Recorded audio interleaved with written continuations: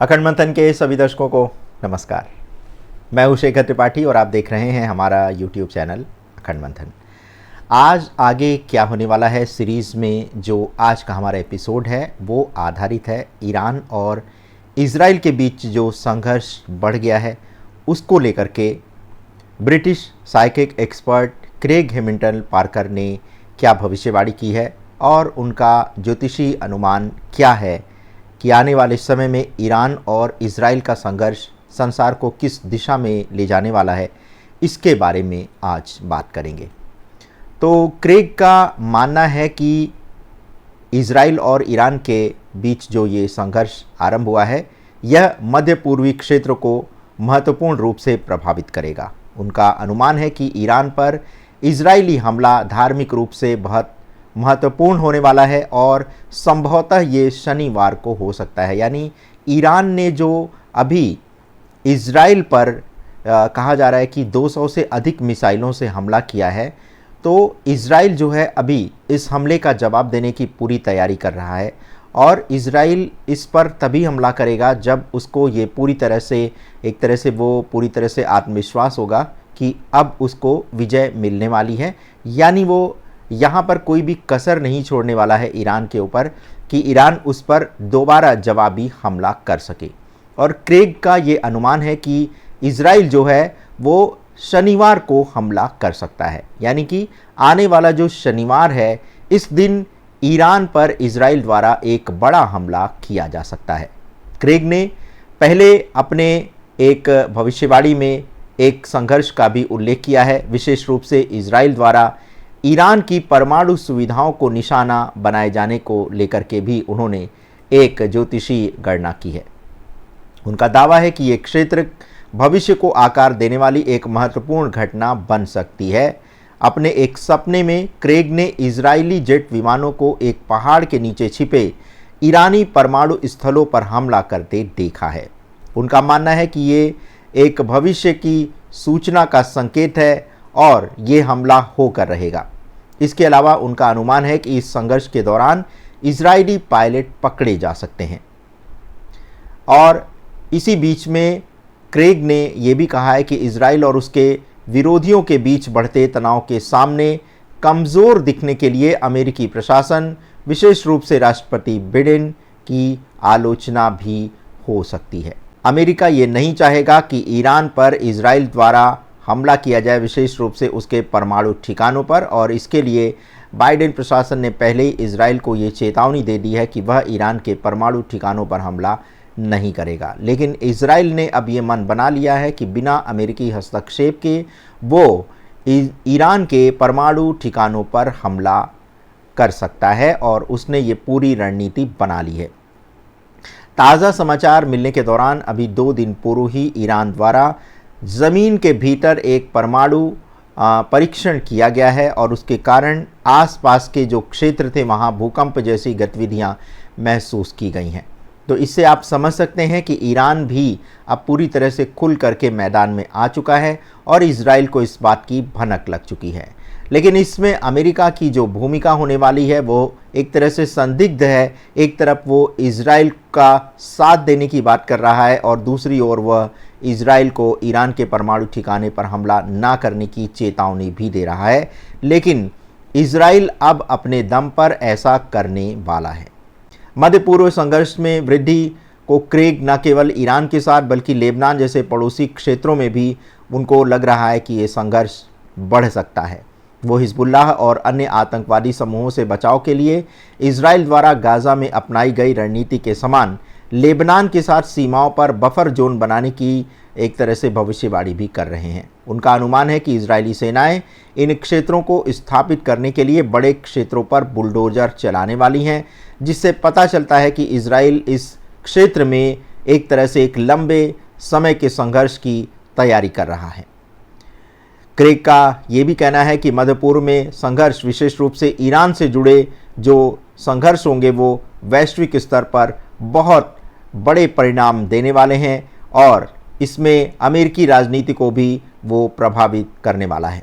वो अमेरिका के राजनीतिक परिदृश्य में बदलाव होने की भी आशा व्यक्त कर रहे हैं।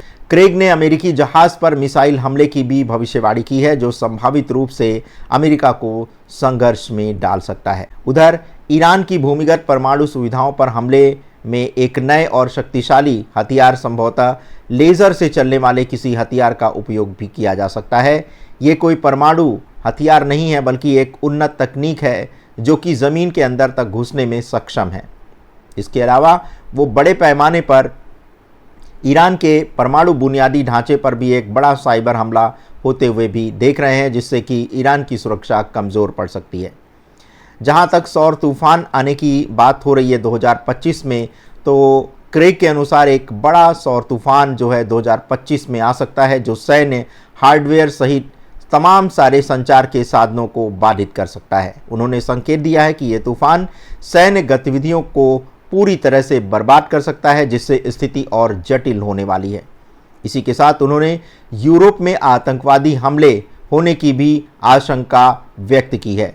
उनके अनुसार यूरोप में जो आतंकवादी हमला होगा वो बड़े पैमाने पर होने वाला है, और इसी के साथ उन्होंने लंदन और पेरिस में भी संभवतः अक्टूबर या नवंबर 2024 में एक बड़ा आतंकवादी हमला होते हुए भी देख रहे हैं। उनका कहना है कि ये हमले बड़े समारोह जैसे संगीत के समारोह या खेल आयोजनों को निशाना बनाने के उद्देश्य से किए जा सकते हैं। क्रेग का ये भी मानना है कि इजराइल एक महत्वपूर्ण सैन्य विस्तार में अब संलग्न हो चुका है, और संभवतः वो दक्षिणी लेबनान पर नियंत्रण भी करने के लिए अब पूरी तरह से तैयार है, और ये उस क्षेत्र को बफर जोन बनाएगा, जैसा कि उसने गाज़ा में किया है। क्रेग ने राजनीति के साथ धर्म के मिश्रण पर भी एक बड़ी भविष्यवाणी की है, और उनका कहना है कि धार्मिक अतिवाद या धार्मिक आतंकवाद के साथ अब राजनीतिक शक्ति का भी विलय होने वाला है, और ये जो है काम ईरान में होगा। ईरान में कुछ धार्मिक अतिवादी शक्तियां राजनीतिक शक्तियों के साथ अब एक अलग गठजोड़ करने वाली हैं, और इस कारण से संसार में एक बड़ी अराजक स्थिति उत्पन्न हो सकती है। क्रेग इसकी तुलना ऐतिहासिक काल से करते हैं, जब कैथोलिक चर्च ने राजनीति पर नियंत्रण प्राप्त कर लिया था, जिससे यूरोप में अंधकार में समय आ गया था। इसी के साथ क्रेग का मानना है कि मुसलमानों और यहूदियों सहित क्षेत्र के लोगों के प्रति सकारात्मक विचारों पर ध्यान केंद्रित करने से संघर्ष की गंभीरता को कम करने में मदद तो मिल सकती है, लेकिन ऐसी संभावना नहीं दिख रही है। वो विभिन्न समूहों के बीच साझा मानवता पर जोर देते हुए ये बता रहे हैं कि अभी शांतिपूर्ण समाधान की कोई भी संभावना उन्हें नहीं दिखाई दे रही है। क्रेग इब्राहिम धर्मों के साझा पहलुओं और समान आध्यात्मिक जड़ों वाले समूहों के बीच निरंतर संघर्ष की एक तरह से आशा व्यक्त कर रहे हैं, और उनका ये मानना है कि संघर्ष जो है वो भू राजनीतिक और धार्मिक तौर पर अभी और भी बढ़ने वाला है।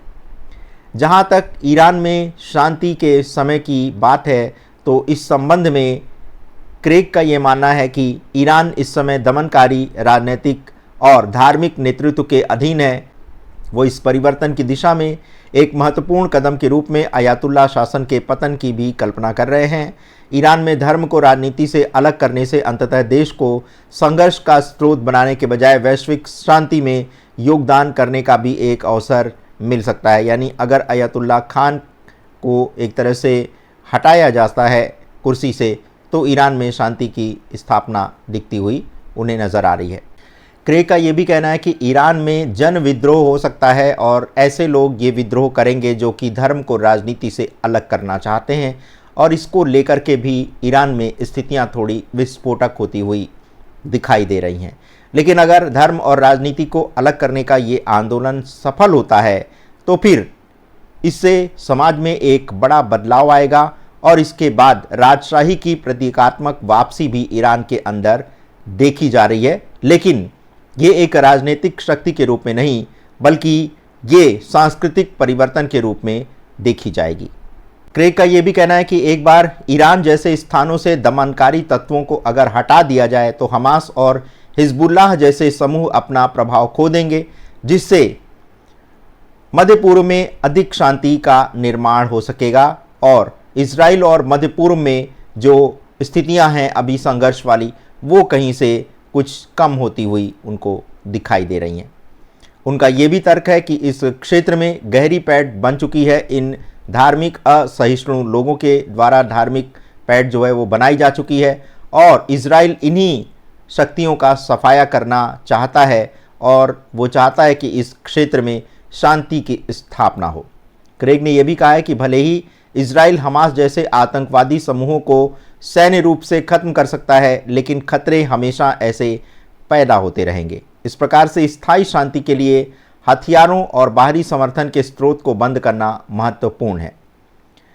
आगे क्रेग ने ये आशा व्यक्त की है कि धार्मिक जब तक युद्ध चलते रहेंगे तब तक मध्य पूर्व क्षेत्र में शांति की स्थापना नहीं की जा सकती है। उनका ये भी मानना है कि धार्मिक या राष्ट्रीय पृष्ठभूमि की परवाह किए बिना सभी लोगों को एकता पर ध्यान केंद्रित करना होगा और तभी हम वैश्विक शांति की स्थापना कर सकते हैं।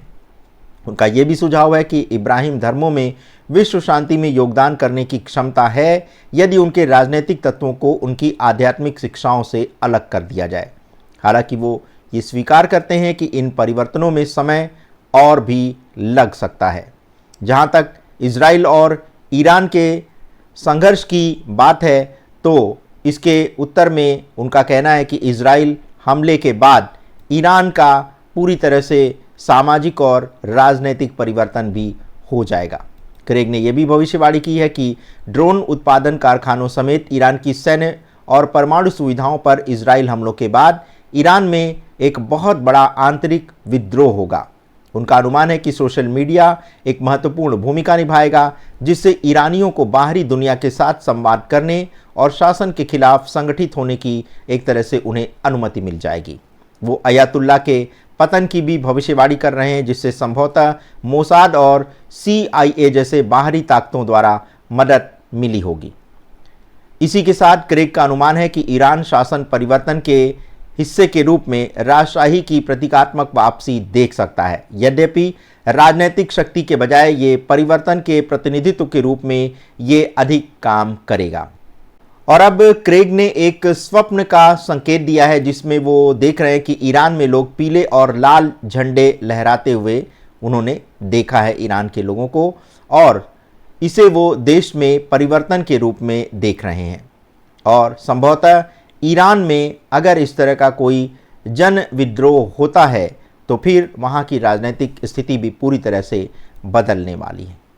क्रेग बाइबिल जैसे धार्मिक ग्रंथों, विशेष रूप से रहस्योद्घाटन की पुस्तक की व्याख्या में गहराई से उतरते हुए कुछ नए तर्क भी दे रहे हैं। वो चर्चा करते हैं कि कितने विद्वान मानते हैं कि ये ग्रंथ दुनिया के अंत की शाब्दिक भविष्यवाणी के बजाय उस समय की मनोवैज्ञानिक या राजनीतिक घटनाओं जैसे रोम के पतन से प्रभावित थे। वो इस बात पर बल देते हैं कि सभी धार्मिक ग्रंथ मनुष्यों द्वारा लिखे गए हैं और उनकी व्याख्या प्रणाली उसी प्रकार से है जिस प्रकार की उस समय सामाजिक स्थितियां थीं, और उन्हीं सामाजिक स्थितियों से जो दैवी प्रेरणा मिली उसी के आधार पर ये भविष्यवाणियाँ की गई हैं। क्रेग धार्मिक ग्रंथों की कड़ाई से पालन करने की तुलना में व्यक्तिगत और आध्यात्मिक जागृति के महत्व पर जोर देते हैं। वो व्यक्तियों को केवल लिखित धर्म ग्रंथों पर निर्भर रहने के बजाय ईश्वर के साथ अपना संबंध तलाशने के लिए प्रोत्साहित कर रहे हैं। इजराइल और ईरान के बीच वो एक अकाल्पनिक संघर्ष देख रहे हैं। उनका मानना है कि इजराइल और ईरान के बीच संघर्ष बहुत तीव्र हो सकता है, लेकिन ये अपेक्षाकृत छोटा होगा। हालांकि इसके यूक्रेन में युद्ध के समान दीर्घकालिक परिणाम हो सकते हैं। उनका मानना है कि हमलों के बावजूद अधिकांश ईरानी अपने शासन का समर्थन नहीं करते हैं और संघर्ष अंततः शासन परिवर्तन का कारण भी बन सकता है। क्रेग इस बात पर जोर दे रहे हैं कि दुनिया की नज़रों में ईरान को अक्सर एक सत्तावादी राज्य के रूप में देखा जाता है, लेकिन ये आवश्यक नहीं कि आम जनता उसके नेतृत्व का समर्थन करे। तो दर्शकों, ये था क्रेग हैमिल्टन पार्कर की वो भविष्यवाणी जिसमें कि उन्होंने ईरान और इजराइल के मध्य जो संघर्ष होने वाला है उसको लेकर के वो एक तरह से चेतावनी दे रहे हैं। और उनका ये कहना है कि ईरान का जो 200 मिसाइल का जो हमला था इजराइल पर, उसका जवाब जो है इजराइल द्वारा शनिवार को दिया जा सकता है।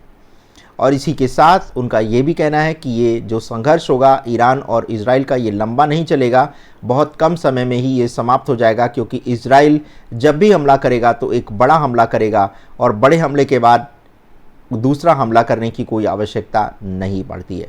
हो सकता है कि इजराइल जो है वो ईरान के परमाणु हथियारों का जो स्थान है वहाँ पर हमला करके कोई बड़ा ऑपरेशन कर सकता है। और इसी के साथ साथ क्रेग ने ये भी बताया है कि वो एक सपने के माध्यम से उनको ये संकेत मिला है कि जब इजराइल के सैनिक ये ऑपरेशन कर रहे होंगे तो इजरायली सैनिक पकड़े भी जा सकते हैं। तो दर्शकों, ईरान और इजराइल का ये जो संघर्ष है इस पर हम लगातार अपनी प्रस्तुति इसलिए दे रहे हैं क्योंकि यही जो संघर्ष है यही विश्व युद्ध को एक तरह से आगे बढ़ा सकता है और ये अब एकदम स्पष्ट है, इसमें कहीं भी किसी भी शांति की आशा करना व्यर्थ है। तो आज के एपिसोड में बस इतना ही, मिलते हैं अगले एपिसोड में, तब तक के लिए हमें अनुमति दें। धन्यवाद, नमस्कार।